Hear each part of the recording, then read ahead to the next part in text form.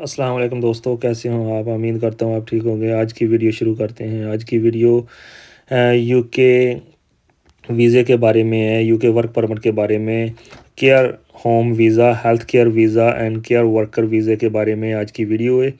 और इसके बारे में बात करने आपको बताना है केयर इफ़ अगर आप जॉब केयर वर्कर या होम केयर या हेल्थ केयर वीज़ा आपके पास आप ले लेते हो, तो आपको इधर आके जॉब क्या करनी पड़ती है।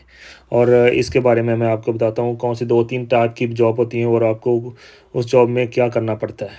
आपको care visa, home care visa, health care visa, care worker visa मिल जाता है, तो बात करते हैं आपको इधर आके उसमें करना क्या है।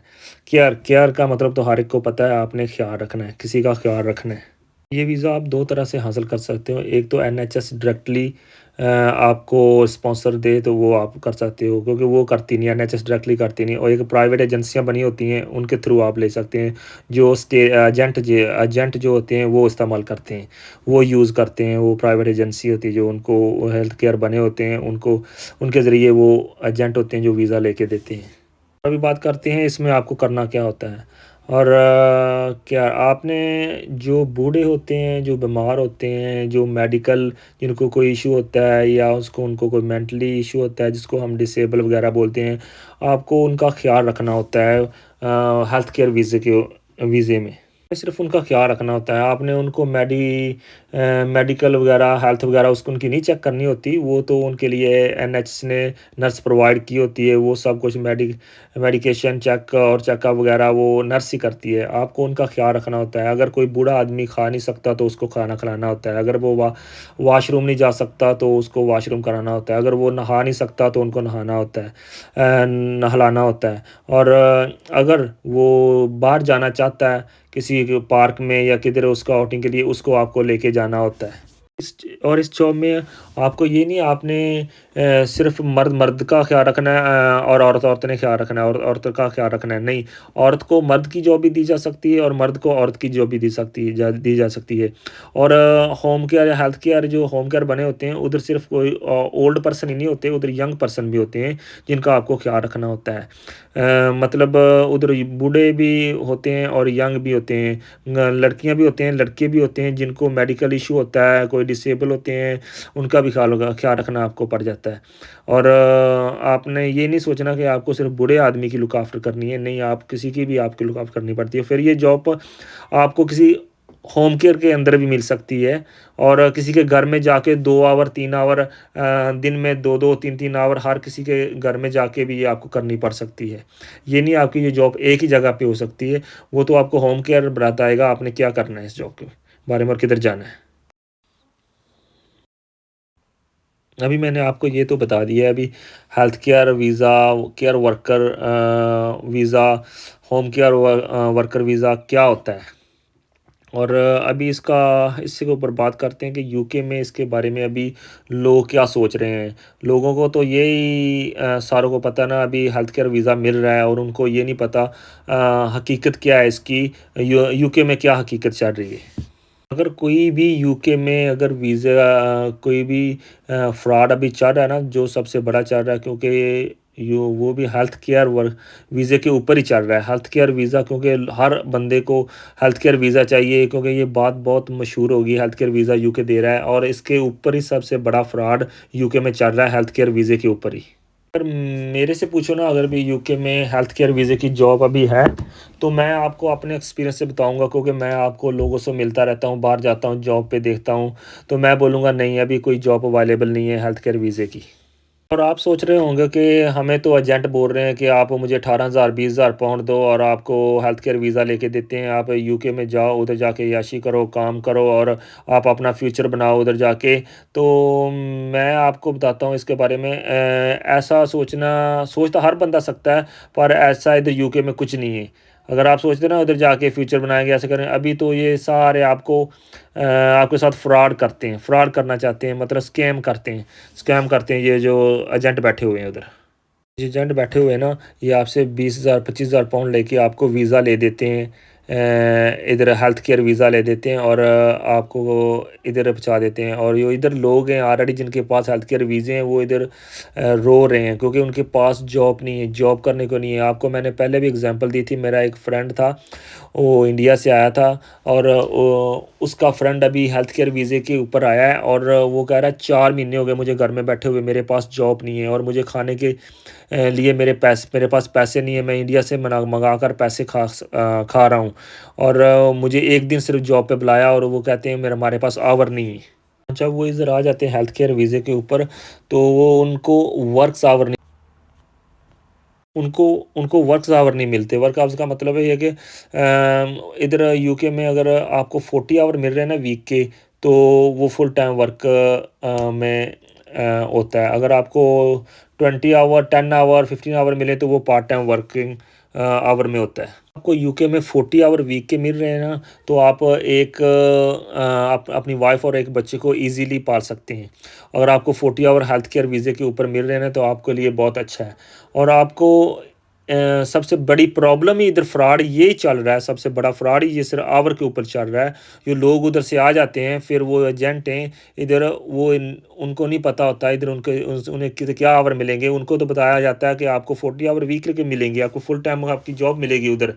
और सबसे बड़ा फ्रॉड ही आवर के ऊपर चल रहा है और लोगों को आवर नहीं मिल रहा है, इसलिए वो लोगों के पास खाने पीने के लिए कुछ नहीं है इधर, जो इधर हेल्थ केयर वीज़े के ऊपर आए हुए हैं।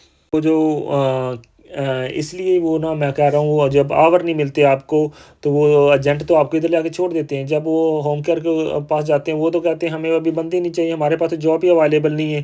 तो इसका मतलब है जो वो आपको वो हेल्थ केयर वर्कर का वीज़ा लेके दे देते हैं और जॉब इधर अवेलेबल नहीं होती और इसलिए आपको आवर नहीं मिलते। कोई कोई वीज़े की ऑफ़र कर रहा है ना, तो आपने उसका हेल्थ केयर होम केयर का ना, हेल्थ केयर वीज़े के लिए जो भी आपको होम केयर ऑफ़र कर रहा है या कोई एजेंट कर रहा है, उस होम केयर का आपने नंबर पूछना है और उसकी उसकी ईमेल पूछनी है और आपने उस होम केयर को ईमेल करना है। अगर आपको आपके पास जॉब अवेलेबल है, अगर है तो आपने को कितने आवर की आपके पास है, 10 आवर की, 20 आवर की है, 40 आवर की है, और आपने खुद उनको ईमेल करके और वो जॉब का पता करना है आपके पास कितने आवर की जॉब है।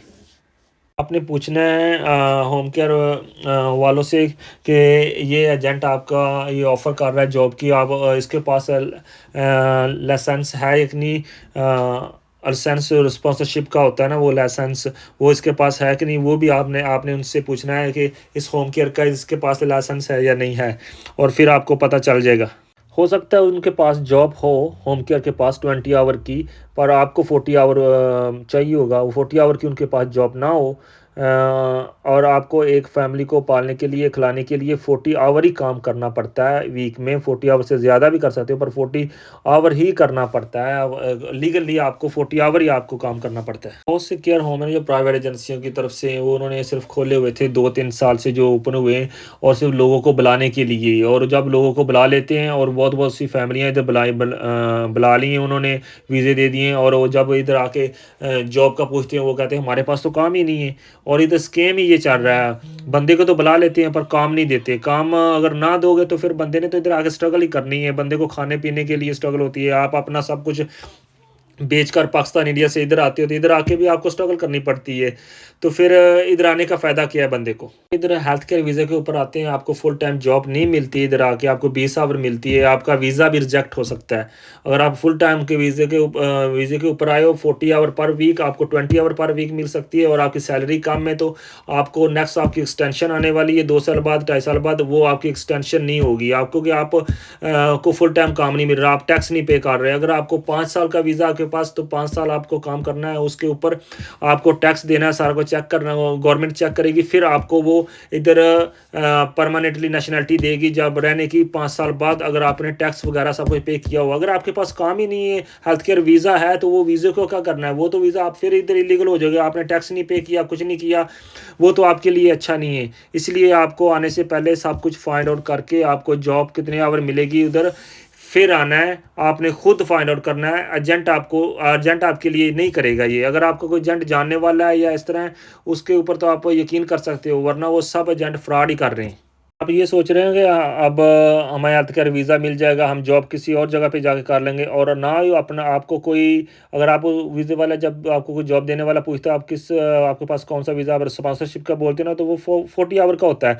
तो वो बोलते हैं आप तो ऑलरेडी 40 आवर कर रहे हो, तो वो आपको कोई और जॉब नहीं देंगे। प्लस आप सिर्फ़ वही कंपनी में काम कर सकते हो जिसका आपके पास स्पॉन्सरशिप हो, किसी और कंपनी में आप काम नहीं कर सकते।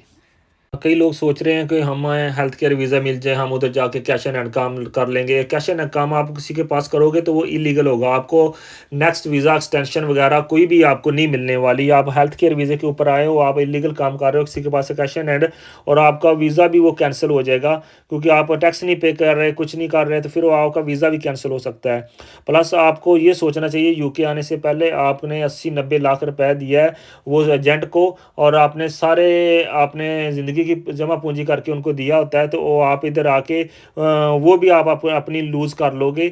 अगर इधर आके इल्लीगल हो जाओगे, तो फिर आपका इधर स्टेटस क्या रहेगा? कोई नहीं। लोग तो इधर आते हैं सेटल होने के लिए। अपना पैसा लगाने से पहले जो पाकिस्तान, इंडिया में आपने बनाया हुआ है, आप प्लीज़ 2-3 दफ़ा अपनी लाइफ़ के बारे में गौर करो और सोचो, आप कर क्या रहे हो? आप वीज़ा तो ले रहे हो 60, 70, 80 लाख का देकर और आप इधर की हकीकत, यूके की हकीकत तो जानो ना पहले, इधर तो काम ही नहीं है।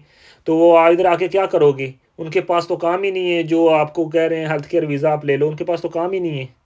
तो वो आपको इधर काम क्या करना पड़ेगा? आपके पास काम नहीं होगा तो फिर पैसा और खाना-पीना किधर होगा? गवर्नमेंट आपको फंडिंग भी नहीं देती, उसके वीज़े के ऊपर क्लियर लिखा होता है गवर्नमेंट आपको कोई फंडिंग नहीं देगी। जो वीज़ा मिलने वाली बात है ना, वो वीज़ा मिलने वाली बात तक सच है। वीज़ा मिलता है और visa health care visa available है और मिलता है, पर काम नहीं इधर आके मिलता बंदे को। और मेरा मतलब ये नहीं है कि आपको ना डिसअपॉइंटेड करूँ और इधर वीज़ा नहीं मिल रहा और जो मैं तो आपको हकीकत बता रहा हूँ जो मुझे पता है। ये मेरा फ़र्ज़ बनता है आपको बताना इधर आके जो मुश्किलात बंदे को आती हैं, वीज़ा मिल जाता है, बाद में काम नहीं मिलता, खाने को पैसे नहीं होते और ये सब चीज़ें होती हैं। ये मेरा मतलब था आपको बताना और आपको पता चल ही गया होगा जो इधर हकीकत मैंने आपको बताई है सारी। आज का व्लॉग इधर ख़त्म करते हैं। अगर हमारी वीडियो आपको अच्छी लगी है तो इसको लाइक करो, शेयर करो और सब्सक्राइब करो।